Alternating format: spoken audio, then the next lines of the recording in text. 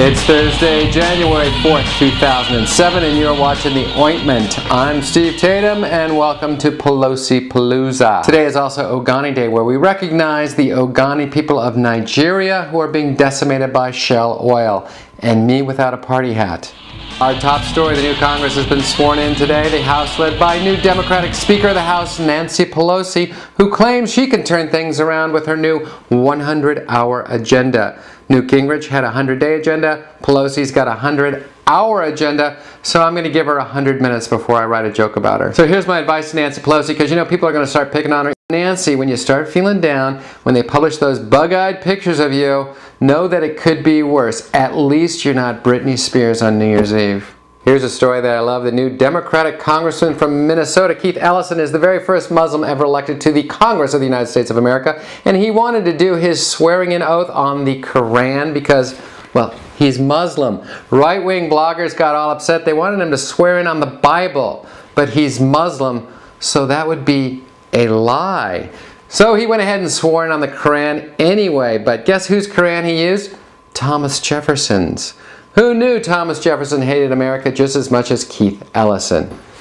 Now I'm going to tell you something that you probably don't know. Before each show, I take a little swearing-in oath to do my best, but since we're doing the show here in the studio in Los Angeles, I like to swear my oath in on the Final Draft software. President Bush has scolded the new Congress and warned them not to spend too much money because apparently creating a record deficit, that's his job. There are reports out today also that President Bush is going to increase the number of troops in Iraq temporarily. It's being called the surge, although there are no reports on how he's going to handle the deficit in human lives. On the political front, here's a quote you may be hearing again over the next several months. It comes from Barack Obama, the Democratic senator from the state of Illinois, and he just may be running for president of the United States. And here's a quote that you rarely hear from a guy who's running for president. Talking about his past drug use, he said, "Maybe a little blow when you could afford it, but not smack though."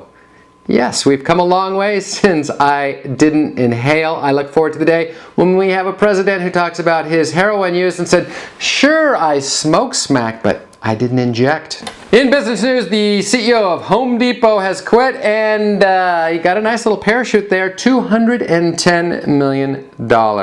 This is the moment when I pause so you can all throw up. And finally, Starbucks has pledged to reduce trans fats. However, they have absolutely no intention whatsoever of reducing fat transactions, which cause coffee to be like $4 a pop. That's The Ointment for another day. Thanks for tuning in. I'm Steve Tatum, and that's news. We'll catch you tomorrow, everybody.